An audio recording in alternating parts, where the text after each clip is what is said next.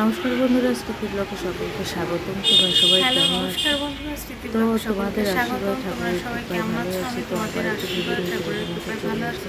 তো আবার একটু ভিডিও নিতে চলে আসলাম দ্বাদশী সকালবেলা স্নান করে কাজটা মোটামুটি যাচ্ছিল সেগুলো করে একদম পূজা করে পালন করে তারপরে আসছি তোমাদের সঙ্গে কথা বলার জন্য। আর সকালবেলা ভাত রান্না করেছিলাম হচ্ছে, আর দেখো আজকে যে বাতাস দিচ্ছে পরটা কিন্তু উঠতেছে সুন্দর।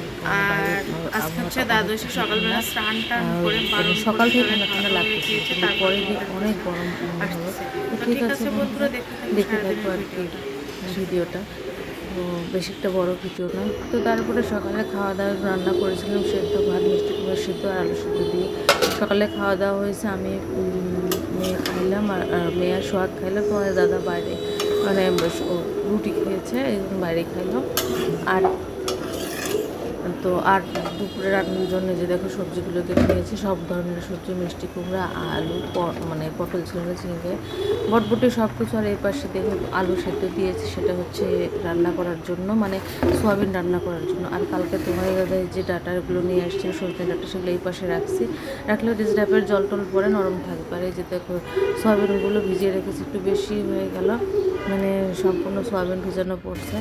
তো তারপরে এই যে দেখো সবজি তো রান্না করা হয়েছে। এই পাশে দেখো সোয়াবিন এই তো রান্না প্রায় মোটামুটি হয়ে গিয়েছে, আর কি কষিয়ে দিচ্ছি সোয়াবিনের তরকারিটা।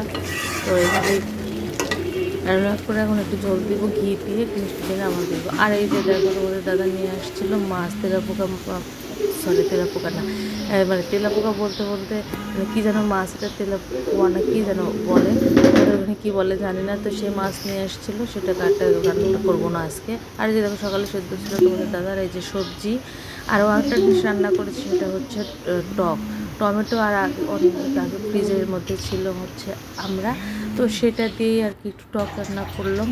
আর ভাত ছিল না, যে যতটুকু ভাত ছিল ততটুকু সোয়াগ খেয়ে নিয়েছিলাম, মানে ও আবার খাওয়া দাওয়া করে চলে গেল।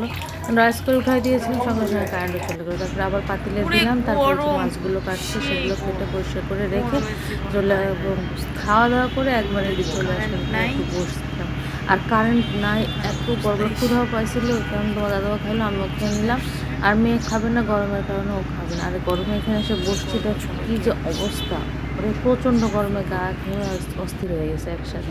আর এই যে বিছানায় বসে বসে কাপড় বসাইতেছিলাম, জোরে বাতাস করতেছে। আর দেখো বিছানার কী অবস্থা।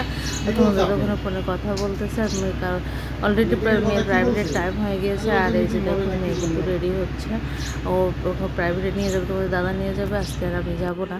তো তারপরে সন্ধ্যাবেলা একটু রেস্ট, মানে বিকেলবেলা একটু রেস্ট নিয়ে নেবো, সন্ধ্যাবেলা চলে আসলাম। স্নান টান করবো, শরীর এত খারাপ লাগছে কি বলবো। তারপরে স্নান করে নিলাম, করে পূজা করবো আর সন্ধ্যাবতী দিব। তো এই এতটুকুই ছিল ভিডিও আর কি, তারপরে আর ভিডিও করা হয়নি। তো ঠিক আছে, সবাই সুস্থ থাকো, ভালো থাকো। পরবর্তী ভিডিওতে আবার তোমাদের বসে চলে এসেছি। সকলকে শুভ সন্ধ্যা।